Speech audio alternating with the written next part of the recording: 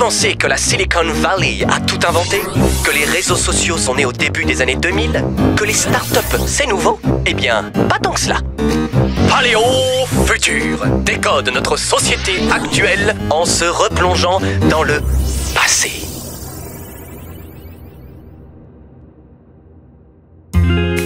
Quand Edward Snowden révèle au monde entier en 2013 que les Américains espionnent les internautes, c'est le scandale.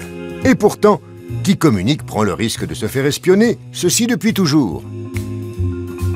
Au VIe siècle avant Jésus-Christ, le général Tzu consacre le dernier chapitre de l'art de la guerre à l'importance d'avoir de bons espions et affirme qu'une armée sans agent secret est comme un homme sans yeux et sans oreilles.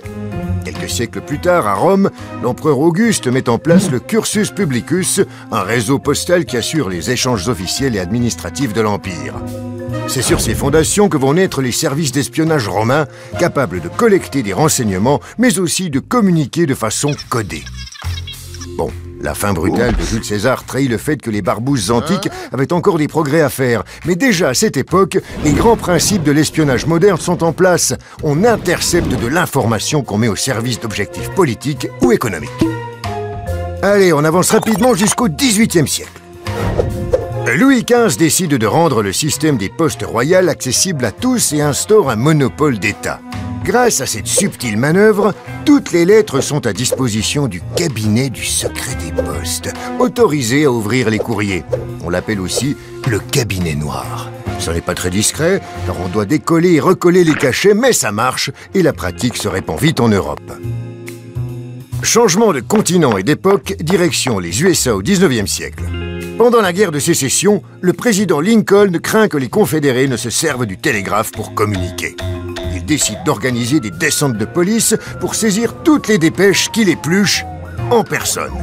Et quand son secrétaire de la guerre lui demande le contrôle des lignes de télégraphe, il le lui accorde. C'est ainsi que le 17 septembre 1862, lorsqu'un journaliste télégraphie son article sur la sanglante bataille d'Antietam, celui-ci est redirigé par l'opérateur directement vers les bureaux du ministère de la Guerre.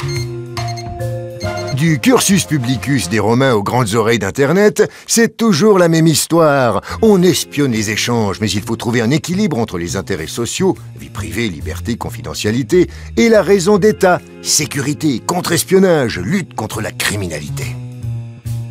Si la surveillance vous choque, une recette simple existe pour la combattre, créer les conditions de la paix.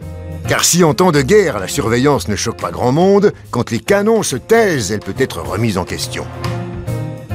La preuve, en 1929, le Cypher Bureau américain, ancêtre de la NSA, ferme car on lui coupe ses budgets.